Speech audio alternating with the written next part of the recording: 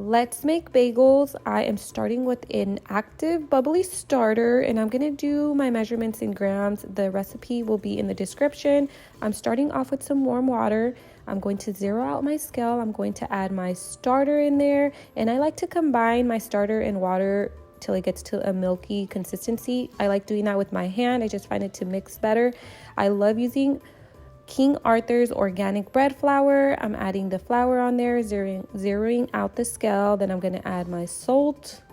Then I'm doing sugar because I'm making this recipe vegan, but I usually love to use honey. And I'm using my KitchenAid because why not? I'm starting off with the mixing attachment to get everything well combined. Then I will add my dough hook to combine that and knead it for an additional 5 to 7 minutes till it gets to this consistency. I then add it to a bowl. I will cover that, and you can either let it sit overnight, or for me, I started early in the morning, so I let it sit in the counter for about 9 to 10 hours. And when it has doubled in size, we are ready. I started off by weighing out my dough and decide how many pieces of bagels do I want, and I decided I wanted 10. You could do 10 to 12 depending how big you want your bagels, and I divided that by 10, and I just weighed out my dough and made sure they were all even.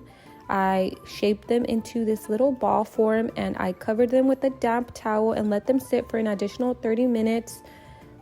I'm using my bread whisk to poke a hole through the middle. You could even just use your finger. You don't really need anything specific. And then I like to just use my finger to spin it around just to make sure the hole stays even. I will cover that up with a damp towel, let it sit for another hour or two, and you can now add to your boiling water. To my boiling water, I added about 1.5 tablespoons of sugar.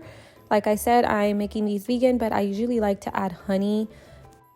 I add my bagels and I give them about a minute on each side. Then I will pull them to the side and add them to a tray with some parchment paper. We're gonna put these in the oven at 400 for about 25 minutes till they get to this golden, crispy, beautiful bagel. I let those cool off in a rack and I put them in a bag, and this is the next morning. I'm going to cut into a bagel, and honestly, I really love these. I keep them on the counter for maybe 2-3 days, and I put them in the refrigerator if they are not done.